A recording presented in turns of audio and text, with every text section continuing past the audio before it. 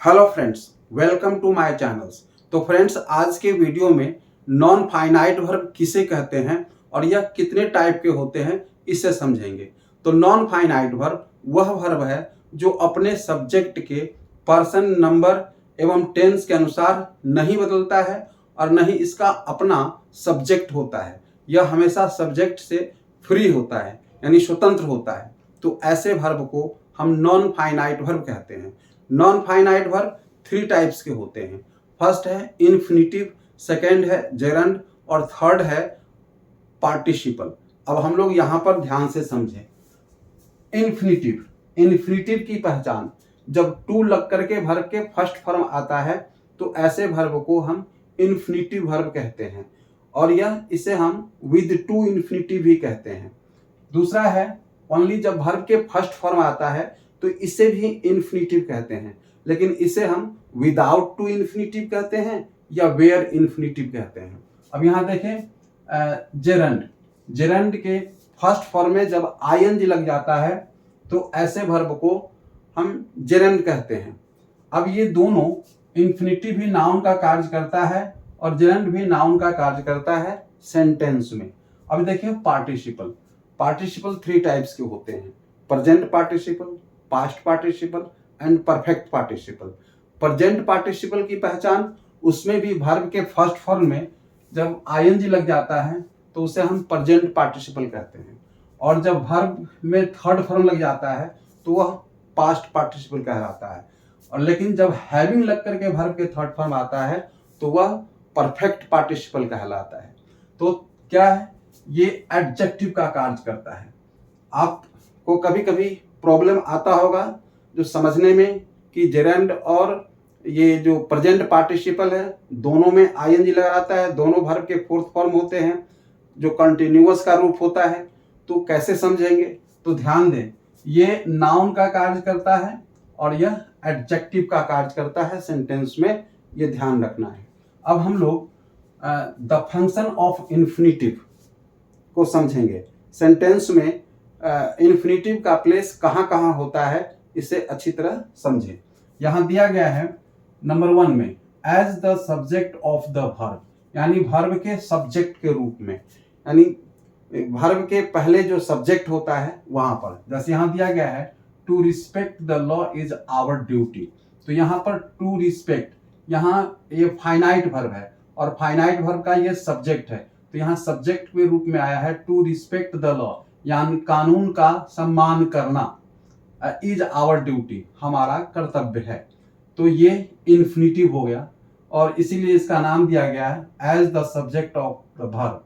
अब नंबर 2 में देखें as the object of the verb, यानी जो वर्ब ऑब्जेक्ट की जगह पर आता है, जो इन्फिनिटिव वर्ब ऑब्जेक्ट की जगह पर आता है, तो ऑब्जेक्ट की जगह कहाँ होता है, ट्रांजिटिव वर्ब के बाद। तो ऐसे वर्ब को भी हम इन्फिनिटिव वर्ब कहते हैं। यहाँ देखें I prefer to read English, तो ये प्रीफर क्या है, ट्रांजिटिव वर्ब है, इसके बाद में आया है टू रीड, ये ऑब्जेक्ट की प्लेस में आया है, इसलिए इसका नाम दिया गया as the object of the verb.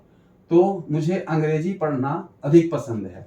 अब नंबर 3 में देखें as the complement of the verb, यानी वर्ब के कॉम्प्लीमेंट के रूप में। कॉम्प्लीमेंट का प्लेस कहाँ होता है, इंट्रांजिटिव वर्ब के बाद, इंट्रांजिटिव वर्ब के बाद कॉम्प्लीमेंट का प्लेस होता है। तो यहाँ देखें, यहाँ दिया गया है we will have to work hard, यहाँ टू वर्क जो आया है यह इन्फिनिटिव है और यह कॉम्प्लीमेंट, यानी यह सब्जेक्ट को कंप्लीट करता है। तो ऐसे वर्ब को, ये इंट्रांजिटिव वर्ब है इसलिए यहाँ पर इसको हम कॉम्प्लीमेंट कहते हैं। तो हम लोगों को कठिन मेहनत करना पड़ेगा। अब देखें नंबर 4 में as the object of the preposition, तो प्रीपोजिशन के भी ऑब्जेक्ट के रूप में आता है। जैसे यहाँ देखें he is about to reach here, तो टू रिच, अबाउट जो प्रीपोजिशन है उसके बाद में आया है टू रिच, तो ये प्रीपोजिशन का ये ऑब्जेक्ट हो गया, तो वह यहाँ पहुंचने वाला है, इसीलिए इसका नाम दिया गया as the object of the preposition. Number 5 में देखें एज एन एडजेक्टिव, नाम कभी कभी एडजेक्टिव का भी कार्य करता है। एडजेक्टिव का कार्य कब होता है, जब नाउन की जब विशेषता बताता है तो वहाँ पे एडजेक्टिव का कार्य करता है। जैसे यहाँ देखें, farmers give us grain to eat, तो यहाँ पर टू ईट आया है और टू ईट ये इन्फिनिटिव है और इसके पहले आया है ग्रेन, नाउन वर्ड। तो ये नाउन के बाद में ये ग्रेन की विशेषता बता रहा है। जो किसान हमें क्या देता है, तो अन्न देता है। तो यहाँ पर किसान हमें खाने के लिए अन्न देता है, तो टू ईट क्या हो गया, यहाँ पर यह एडजेक्टिव का कार्य कर रहा है क्योंकि ये नाउन के बाद आया है। अब यहाँ देखें नंबर 6 में एज एन एडवर्ब, यह कभी कभी एडवर्ब का भी प्लेस लेता है।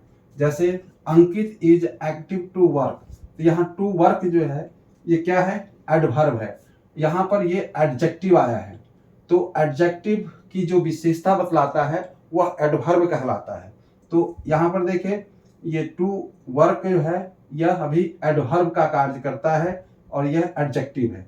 तो अंकित कार्य करने में फुर्तीला है। तो कभी कभी यह जो वर्ब है, वर्ब के बाद में जब आता है तो भी वह एडवर्ब का कार्य करता है।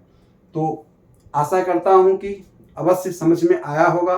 अगर अवश्य समझ में आया होगा तो निश्चित रूप से आप मुझे सब्सक्राइब, लाइक एंड कमेंट करेंगे। Okay, thank you.